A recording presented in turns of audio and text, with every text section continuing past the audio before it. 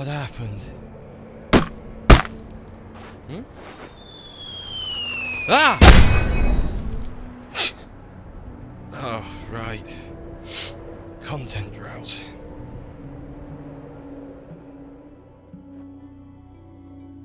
Update 3.190 released for Hitman 3, or Hitman Whoa, at the end of last month, and it came with, honestly not much to do. And making things worse was the PR and the playing up of the hype around this update.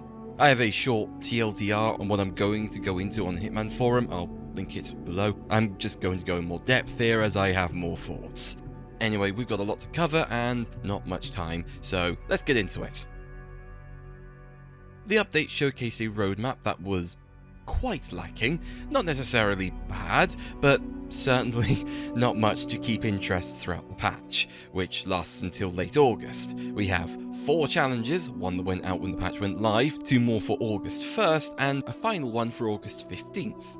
That sounds okay, and they do come with their own rewards, and we'll get to that in a moment, but they're so spread out that they don't exactly make it feel worth waiting for them. It's a bit weird that you've gone back to releasing small challenges added in batches that were unrelated. They feel more one-time, their theming is inconsistent, and the unlockables are a guessing game. I'm sure the challenges will be good, though that does remain to be seen, but this does make me wonder what happened to the idea of themed challenge packs that took you throughout the entirety of the world of assassination. The Cloud9 and the Codename 47 challenge packs, both of which were largely praised. Sure, some of that was due to their unlockables, the super pandering to nostalgia was obviously going to do well, regardless of the challenge's quality, and the Stadia suits were anticipated backports from the now dead and buried Stadia port of the game. What? Ugh, got ceruleum in my nose.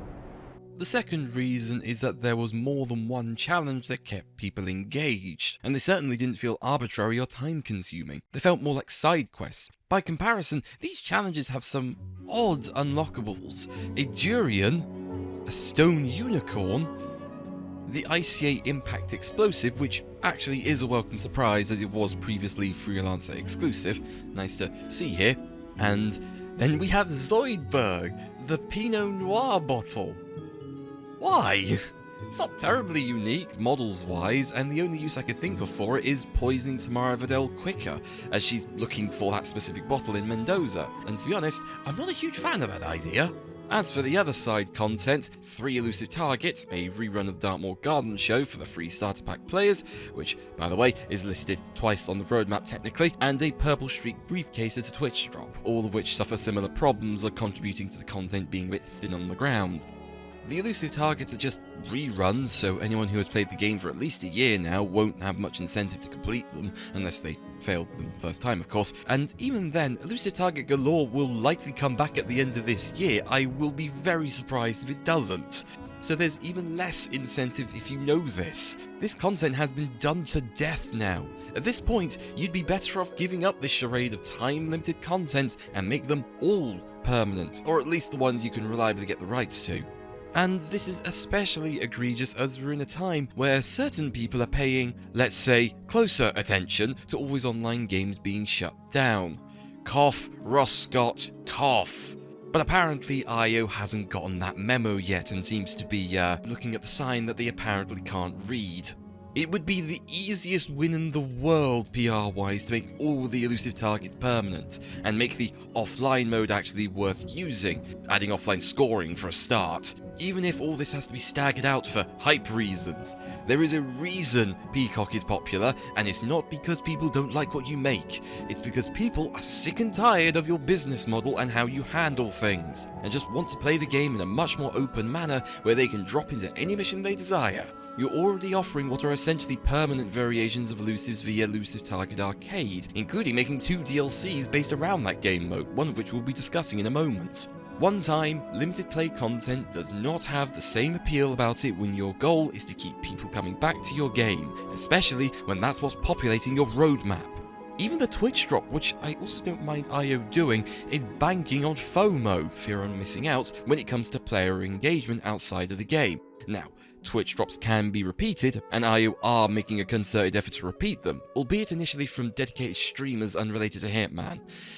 Not sure why. That feels a little suspicious, to be honest. Anyway, for what it's worth, in my opinion, there is some value in having an incentive for creators to get more viewers, even if most of the viewers are there specifically to watch the streamer for an hour and then bugger off to play the game. But there is a non-zero chance that the viewer might find the streamer engaging and might, follow them. It can be a good symbiotic relationship to have. Benefits the creators, benefits the studio, benefits Twitch, and it benefits the person watching. As psychological tactics go, this very specific instance is a relatively positive example of FOMO in my opinion. Even if the core basis still relies on the concept of limited time rewards, it at least has some positive, rippling outcomes for more than just one person. Finally, to cap off this part, and yes, this feels quite long, we have 9 new bug fix updates. 9 new bug fixes. For the 3 and a bit months fans like myself had to wait for a new patch, I'd be a little more proactive on the state of the game. Maybe there's some internal changes to the game that are too boring to list. Fun fact, glasses got broken, so a lot of people who have glasses are now wearing sunglasses this patch. There has to have been more changes you could have done than to just localizations of items, which by the way, I fixed ages ago as part of my own localization mod. I didn't have to wait 3.5 months to fix it. And then we have server-related weapon miscategorization. Right. A good change, albeit a minor one, but the unintended side effect of this change is that now the ICA combat axe are now selectable from the gun slot in your inventory, despite not being a gun. This patch feels very half-assed, doesn't it? This left the patch notes and bug fixes, often my favourite part of the patch ritual, to be a nothing burger, and this patch actually broke several other things as well, glasses being one, another being the Paris briefing video is just now gone. How? How do you do that? I need to move on, I think. I'm just gonna get more angry otherwise. I'll reserve my review of the Disruptor elusive target when I get round to making a dedicated video on the H3 ETs. I'm making a video on the Hitman 2 elusive targets as I record this, but I will give my first impression on the mission, and the ETA mission because they're functionally the same. The Disruptor elusive target starring UFC Golden Boy and controversial figure Conor McGregor. I will say this for some positivity, the voice acting isn't bad from Conor. I can't remember the last time I laughed so hard in an elusive target mission. And our guest of honor, Mr. Disruptor. The Disruptor. Sorry, Mr. The Disruptor has agreed. Look at you. I can see the fear in your eyes. Come on, Miss Boy! You don't have the fight in you.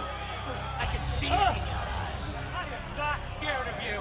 He's genuinely quite a good VA, and there's a lot of raw fighting emotion coming through in his voice lines, so hats off to the guy. Definitely wins the not as bad to listen to as it could have been award. Put that right next to the definitely the biggest jerk I could have hired to play in the elusive target award.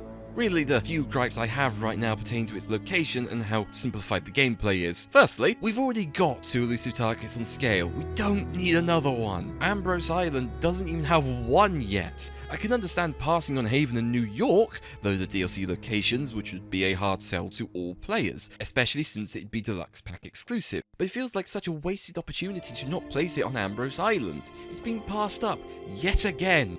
Second, the gameplay feels very tutorialized. From forcing the camera to look at the Disruptor when you first see him, to the sense that you get railroaded into fighting him. Even the exit to the mission isn't part of the match. For crying out loud, they added an Atlantide bottle to poison him with, but it feels so strange in this context. Like they added that as a courtesy for the players who like using lethal poison.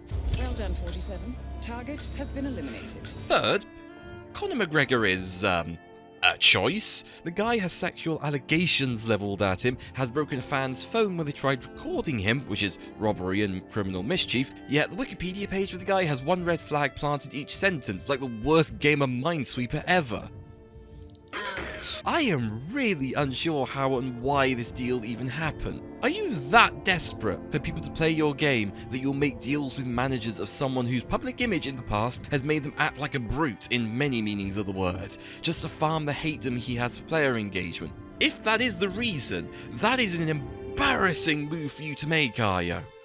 As for the Disruptor themed DLC, which I haven't purchased, and it's unlikely that I will, is structured exactly like the Undying Pack DLC, when it comes to what you get. 3 items that are customized, some safe house cosmetics, 1 suit, and an elusive target arcade contract which features the base mission in one level, then another level that enforces SA rules. It is 2 tiers this time, interestingly, and is free for everyone for the first month it's out, much like the Undying pack was. However, me and several other people saw this DLC coming a mile away. Same with the Twitch drop. Even the suit, which I thought I'd like from what little I saw of the teasers, looks very awkward on 47, at least in my opinion. I can't say much on the DLC's actual quality, I don't have it, as I said. I'm sure the items will be appealing to somebody, so your mileage may vary there, but it's not for me.